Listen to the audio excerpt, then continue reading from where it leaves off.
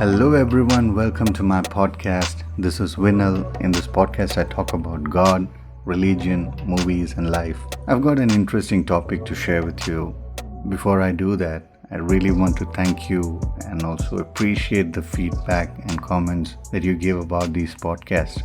It is really an encouragement for me to build and bring more content that gives hope. So today I would like to talk about the concept of evil and specifically dwell on the cyclic nature of evil. I know that this is not something that would bring hope, but I believe we need to discuss about it. So you might be wondering, what is this cyclic nature of evil? Let us begin by understanding the nature of evil. The nature of evil is that it causes displeasure, agony, loss, mental and physical trauma, and induces feelings of being violated and abused. How do we experience evil? Let me explain it by sharing an experience of mine. One day I parked my vehicle by the roadside to visit a friend of mine.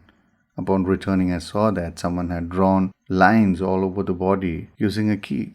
That caused immense agony. Initially, my mind was filled with thoughts of retaliation. What caused that agony? I parked my vehicle there assuming that people would treat it with the same value as I would give it to it. The agony was caused by the breaking of that expectation, the understanding that it was a willful act by another human being. See, being valued is something that we expect from people everywhere. While traveling, meeting a stranger, or while we are alone in our home or in a different place, we want people to value us. The feeling of being secure is fundamental to all creatures. When that is violated, we experience evil.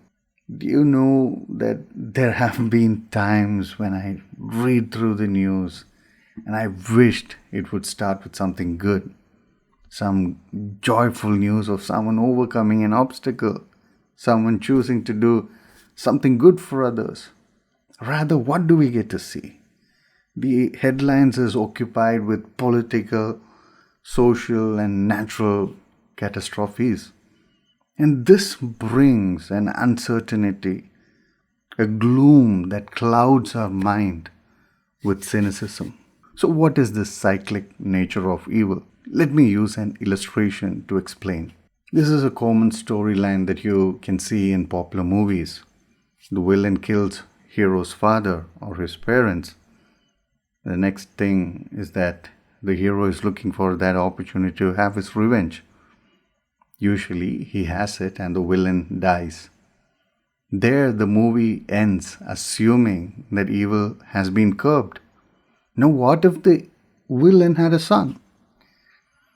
For him, the villain is the hero who took his father's life, so he makes his aim to take revenge. As a viewer, this is what brings solace to us. That when we compare between the hero and the villain, we tend to look at the guy who did the greater evil, and that is our bad guy. And that is also justified by what he does. So now if we have to switch sides and to see life from the perspective of this villain's son, it would paint a different picture.